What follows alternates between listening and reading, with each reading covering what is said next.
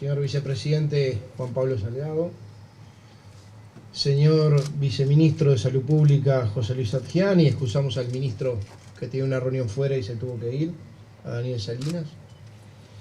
Saludamos a gran parte de la directiva, a la cónsul de España, nuestro amigo Juan Salgado, que está presente, que es parte de esta institución, integró varias directivas, y a los funcionarios, a empresas, a directivos, a médicos, funcionarios médicos y no médicos que están hoy acá en esta inauguración. Que obviamente, más allá de las 32 camas del IMAE traumatológico que se inaugura hoy, esto tiene un sabor especial. Tiene un sentimiento especial porque se está haciendo la primera inauguración después de haber pasado un tsunami que acorraló el mundo. Señor secretario general de la FUS, mi amigo Jorge Bermúdez, que hace tiempo no conocemos, que acorraló al mundo, y que Uruguay, visto en perspectiva, en un modelo muy nacional, del cual nos orgullece a todos, más allá de la opinión que cada uno tenga políticamente, cómo abordamos la pandemia, enfrentamos la pandemia y estamos saliendo de la pandemia. Hay cosas que son muy uruguayas, que son modelos muy uruguayos que nos llenan de orgullo y que nosotros no terminamos de valorarlo porque estamos acostumbrados. Hablamos con algunos amigos hoy del Fondo Nacional de Recursos, hablamos de lo que es el Sistema Nacional de Emergencias, cosas que son muy uruguayas y que en el mundo no existen. Bueno, el modelo uruguayo de abordaje a la pandemia, de combate a la pandemia, es un modelo nacional, donde se conjugaron varias cosas. Obviamente hubo un gobierno que dio amparo, que cuidó a su gente, que dio rumbo, que priorizó la salud, pero también hubo gente que estuvo dispuesta a tratar de ayudar y ser parte de la solución. Y lo digo siempre y lo quiero decir hoy porque es la primera instancia que tenemos para hacerlo en la pospandemia, o por lo menos en la posemergencia sanitaria. Acá hubo un factor fundamental, que fueron los funcionarios de la salud, médicos y no médicos, que se pusieron la pandemia al hombro, el combate de la pandemia al hombro. Y les quiero agradecer. Después las instituciones mutuales y ACE, que también tuvieron mucho que ver, porque también se pusieron a las órdenes en todo momento, a toda hora, sin medir costos, sin hacer una cuenta. Yo tengo que reconocer porque ahora es más fácil. Nos acostumbramos a vivir sin tapabocas, a que cosas sean normales. Pero vamos a pensar un poquito, un año para atrás, 2 años para atrás. Vamos a pensar 2 años para atrás. Yo me acuerdo cuando el 13 de marzo empezaron los primeros 4 casos positivos.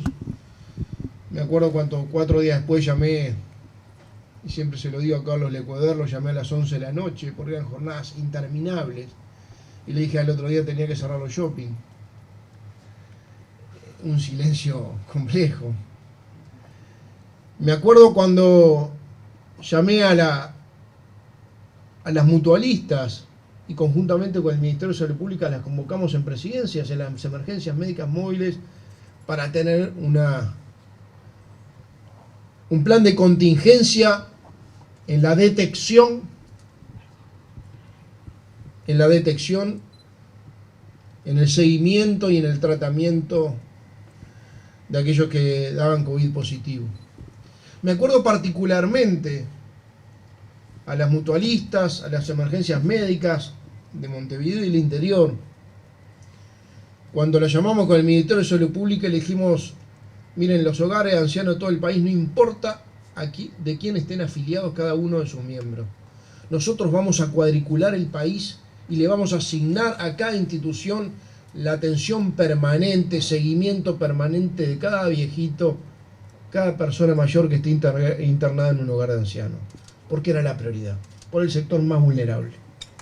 Y lo hicieron y lo cumplieron. Y muchas veces le pedimos en el momento más crítico, hagan un esfuerzo, pongan más camas de CTI, porque no podíamos permitir que hubiera un colapso de los CTI en atención en el momento más crítico de la pandemia, y cumplieron, y la española cumplió. Y tenemos que verlo hoy en perspectiva, porque si bien es verdad que un gobierno que dio rumbo, amparo, que cuidó su gente, porque miren que había miedo, incertidumbre, todos teníamos miedo e incertidumbre, pero nuestra responsabilidad era darle amparo y rumbo a la gente, y sobre todo priorizar la salud y no apagar los motores de la economía, porque nosotros necesitamos que el país siguiera funcionando, pero se priorizara la salud. Ese equilibrio tan finito era clave, fue clave para lo que es hoy un proceso de recuperación económica y social. El apoyo, la asistencia a los que estaban peor, no solo sanitariamente, sino que la pandemia hizo más frágil lo que estaba frágil.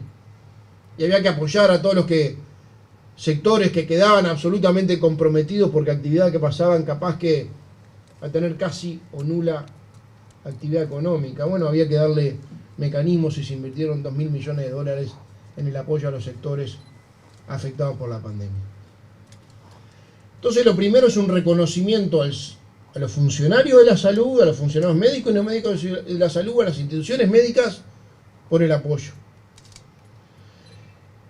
Un reconocimiento a la gente, que cuando le dijimos primero quédese en su casa, se quedaron, y después cuando empezamos a abrir controladamente, porque queríamos que siguiera funcionando el Uruguay, condicionado pero funcionando, la gente se cuidó y entendió lo que era el significado de la libertad responsable, y se cuidó.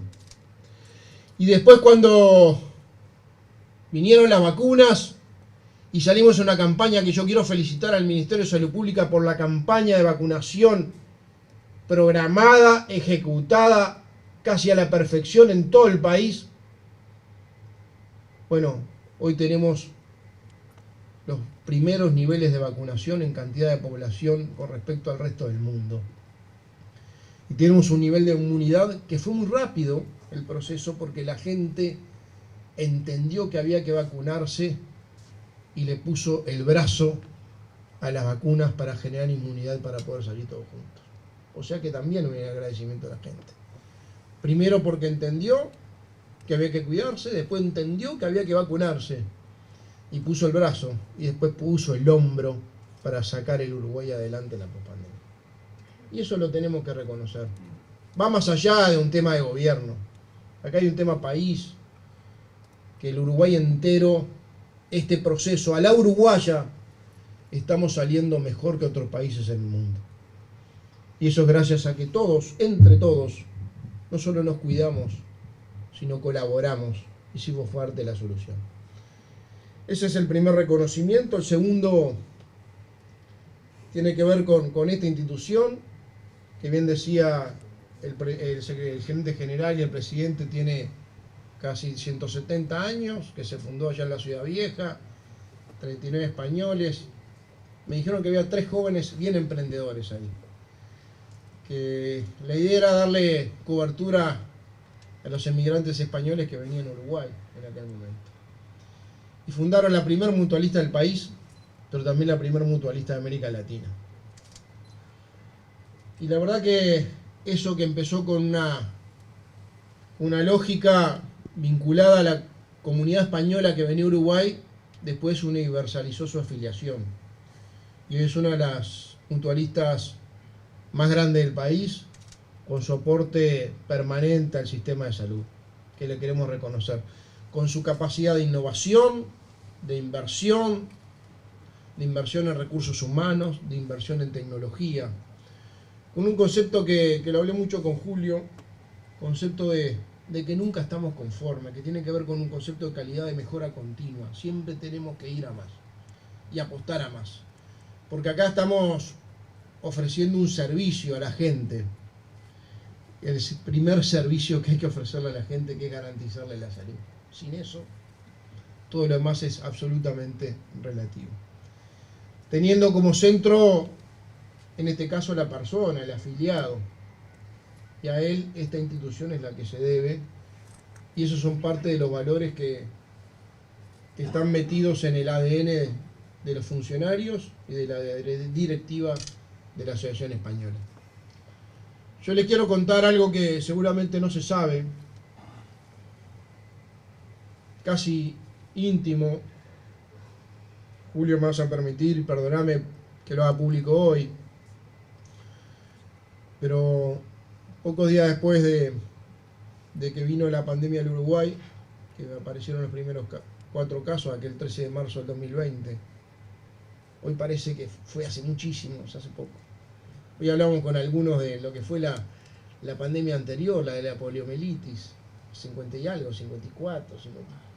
Bueno, está eso, fue una pandemia y quizá hubo que pasar 50 y pico, 60 años para que vinieran las situaciones, o 70 situaciones como esta, pero miren lo que significó en el mundo, ¿no? Cómo condicionó todo, lo social, lo económico, lo sanitario, y cómo el Uruguay reaccionó a tiempo y reaccionó bien, cómo la gente en el Uruguay reaccionó a tiempo y reaccionó bien, y el gobierno generando las condiciones para que eso pudiera ser posible, para hacer posible, como siempre digo, lo necesario. Yo decía, pocos días después, ustedes sabían que había todos los días en televisión, había una especie de cadena, porque tratamos, y eso fue una directiva del presidente de la República, de ser absolutamente transparentes en la información. De darle amparo implicaba darle también tranquilidad a la gente y decirle todo. Vamos por esto, vamos a hacer esto, vamos a aumentar tanto CTI, darle la información todos los días de cuántos contagiados había, o eventualmente cuántos muertos había y cuántos test se hicieron. Me acuerdo de la locura por los test, por los diagnósticos, lo que fue, y esta mutualista, como tantas otras, pero yo quiero destacar hoy esta, nunca preguntó nada. Siempre puso a disposición la voluntad, los recursos humanos y los recursos económicos, los que podía y los que no podía los conseguía para estar al servicio, no del gobierno, sino del Uruguay entero.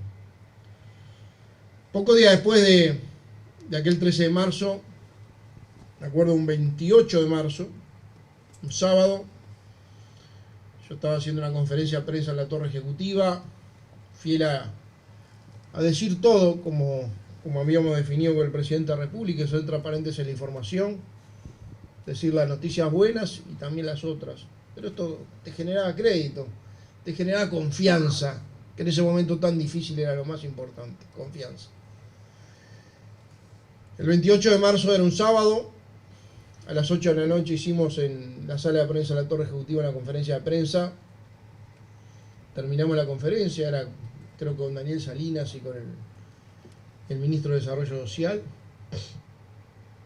Subimos al piso 11, donde está mi despacho y el despacho del presidente, y recibo la llamada de Julio Martínez.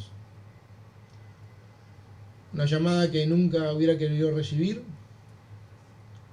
pero recibí la llamada diciéndome que hace minutos había fallecido el primer muerto por COVID en Uruguay. Y era un amigo de Julio y era un amigo mío. Y de muchos de los que están acá, que es González Risotto. Fue un momento duro. Recuerdo que terminó la charla con Julio Martínez, hablé con su mujer, le acaban de avisar, hablé con su hijo, se estaba enterando por mí, y hablé con el presidente de la República, me dijo: Álvaro, tenemos que anunciarlo, tenemos que ser consecuentes con lo que dijimos en decir toda la verdad, antes que empiecen los rumores, dar la cara y decir: hay el primer fallecido por COVID en Uruguay, Rodolfo González Risotto. Me acuerdo que te agradecí, Julio, convocamos de vuelta a la prensa una hora después y bajé,